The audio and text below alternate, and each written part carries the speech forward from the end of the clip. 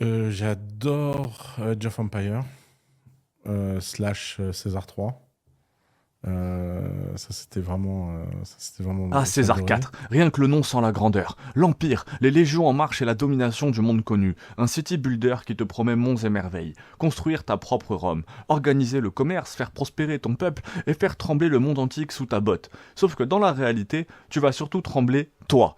Oui, toi, devant ton écran. Pendant que ton empire part en fumée plus vite que la bourse de Rome en 476. Parce que César IV, c'est pas un jeu de gestion classique. Non, c'est une expérience psychologique qui va tester tes nerfs jusqu'à la moelle. T'aimes souffrir, t'aimes voir des citoyens ingrats te cracher à la gueule alors que t'essayes juste de les nourrir, t'aimes passer 3 heures à optimiser un quartier pour avoir un poissonnier au lieu d'un clodo en sandales, alors bienvenue dans César IV, le seul jeu où être empereur ressemble plus à un stage non payé qu'à une véritable prise de pouvoir. N'hésite pas à t'abonner, à mettre un petit pouce bleu, Oussama Hamar lui parlait de César III, la vidéo est dans la description. Si ça vous plaît, je parlerai aussi de César 3. Moi, c'était plutôt au 4 que j'avais joué enfant. Donc, on va commencer avec celui-là. Construit et ils râleront. Tu lances une nouvelle partie, tout fier.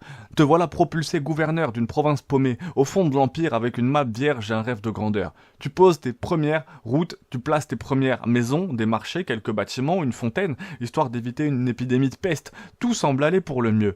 Sauf que très vite, tes citoyens commencent à se plaindre. Ils ont pas de nourriture. Pourtant, t'as construit une ferme, un marché, cette petite fontaine et même un entrepôt. Mais non, la ferme ne produit pas assez. L'entrepôt est trop loin et ton marchand, ce flemmard, refuse de marcher plus de 3 mètres pour livrer du blé. Résultat, famine, game over. Tu recommences, cette fois en installant des fermes partout. Trop de nourriture, tes entrepôts sont pleins à craquer et maintenant tes marchands ne trouvent plus assez de place pour stocker le marbre et le bois pour construire des bâtiments. Économie bloquée, deuxième game over. L'architecture, c'est un sport de combat. Cette fois, tu fais un effort. Tu optimises, tu planifies, tu fais en sorte que chaque quartier soit bien desservi. Mais c'est là que tu découvres l'élément le plus frustrant, les walkers. C'est quoi les walkers? Ces PNJ se baladent dans ta ville pour gérer les ressources et assurer les services. Marchands, pompiers, ingénieurs. Mais ces abrutis n'ont pas de chemin défini. Ils marchent au hasard. T'as besoin d'un ingénieur vérifie tes bâtiments? Eh ben bonne chance, parce qu'il peut décider d'aller faire un tour à l'opposé de la ville plutôt que de réparer ton aqueduc en train de s'effondrer. Et si ton ingénieur est trop lent, boum, les maisons prennent feu, les citoyens hurlent, et en moins de 5 minutes, t'as une émeute digne d'un forum crypto après un rug-pull. Tu veux poser une caserne de pompiers pour éviter les incendies? Dommage, ils se déplacent pas correctement. La ville brûle, quel dommage, dit le jeu, pendant que toi tu regardes ton empire partir en fumée. L'économie. Ou comment finir en faillite en 5 minutes. Une fois que tu as réussi à stabiliser ta ville, au bout de 12 heures de souffrance, tu te rends compte que ton argent fond plus vite qu'un glaçon en enfer. Parce que César IV a un système économique digne d'un manuel de macroéconomie avancée. Déjà, tout coûte une blinde. Construire des bâtiments, payer des salaires, importer des ressources. Tout te ruine. Alors t'essayes de taxer des citoyens, erreur. Parce que si tu les taxes trop, ils se barrent. Tu veux vendre des marchandises à d'autres villes pour renflouer tes caisses, parfait. Sauf que si t'as mal géré tes routes commerciales, tu peux finir en surproduction de marchandises invendables et voir ton économie s'effondrer plus vite que la Grèce en 2010. Et bien sûr, si t'es vraiment fauché, il y a une solution. Demander de l'aide à Rome. Mais si t'abuses, César va commencer à s'énerver. Et si César est énervé, bonne chance. Parce qu'un empereur mécontent, ça envoie pas des mots doux. Ça envoie des légions.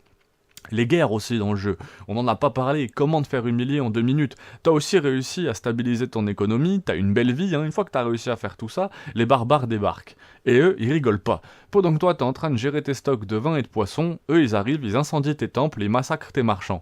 Tu te dis pas grave, j'ai une caserne, je vais lever une armée. Sauf que recruter des soldats coûte une fortune, et que t'as pas prévu de quoi les nourrir, et ils désertent.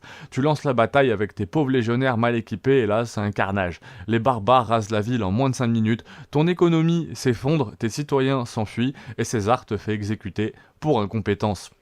Donc c'est un jeu vidéo pour les vrais Tchad. Pourquoi jouer à César 4 du coup en 2025? Ça a l'air d'être une vraie torture mentale. Parce que c'est un jeu de vrai, de ceux qui aiment le challenge, de ceux qui veulent construire un empire en sachant que tout peut s'effondrer en un clin d'œil. Si t'aimes les jeux de gestion en hardcore, si tu veux ressentir la souffrance d'un vrai empereur romain, si tu veux expérimenter la frustration absolue de voir un aqueduc s'effondrer sous tes yeux sans pouvoir rien faire, alors César 4 est fait pour toi. Mais sois prévenu, c'est pas un jeu pour les faibles. Ici, seul un véritable stratège peut survivre. Es-tu prêt à devenir l'empereur suprême ou finiras-tu comme un simple D'ailleurs, il y a esclave un du jeu, destin? ça me ferait trop plaisir de jouer avec toi. Tu connais Vas-y. Journey? Non, c'est quoi? C'est un jeu que j'adore, c'est un jeu japonais, fait par un mec tout seul, petit studio. Et le concept, c'est que tu refais tout le temps le même niveau, en fait le même jeu, qui a plusieurs niveaux. Ça se fait en 1h30, 2h, une partie max. Et en fait, la façon dont tu joues à ce jeu, je trouve que ça révèle vraiment ta personnalité profonde, et notamment ta gestion du risque. Ça se joue sur PC ou sur... C'est sur PlayStation. Tu viendras à la maison ce Ça Ah, fait vas-y, partie avec de- plaisir. Ah, franchement, avec plaisir. Là, tu me parles. Ouais. Imagine un jeu sans un mot, pas de dialogue, pas d'interface, pas de tutoriel, juste du sable, une montagne et toi qui avances seul. Soudain, quelqu'un te rejoint. Et oui, tu ne sais pas qui c'est, tu ne peux pas lui parler, et pourtant, une connexion se crée. Ce jeu, c'est Journey. Et c'est peut-être pas juste un jeu, c'est peut-être une expérience, une œuvre d'art. Et aujourd'hui, on va voir pourquoi Journey est peut-être l'un des jeux les plus puissants de l'histoire du médium.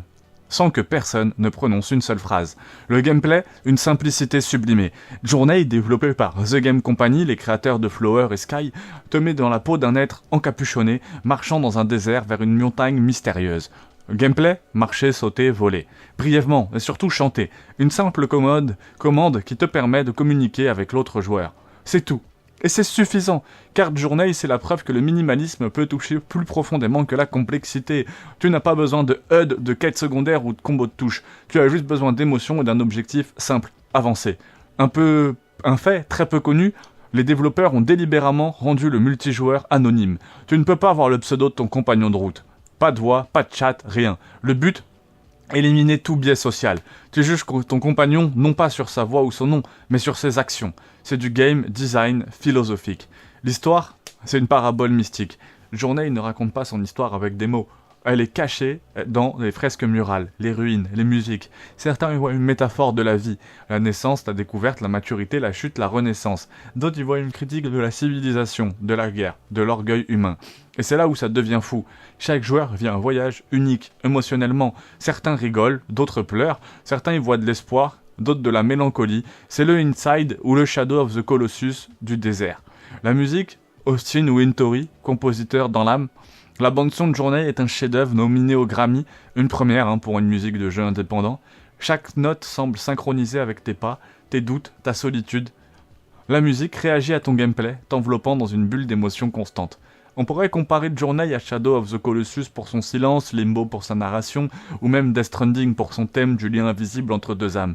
Mais la vérité, c'est que Journey est unique. Ça ne cherche pas à distraire, ça cherche à te faire ressentir. C'est un jeu que tu termines en 2 heures, mais qui te marque pour 10 ans. Pourquoi ça marche encore aujourd'hui, même en 2025 ? Le Journey continue d'être joué. Pourquoi ? Parce qu'il n'a pas vieilli. Il repose pas sur des graphismes très réalistes, mais sur une direction artistique intemporelle. Et surtout, son message est universel. Peu importe ton âge, ta langue, ton background, tu comprendras Journey, tu ressentiras Journey.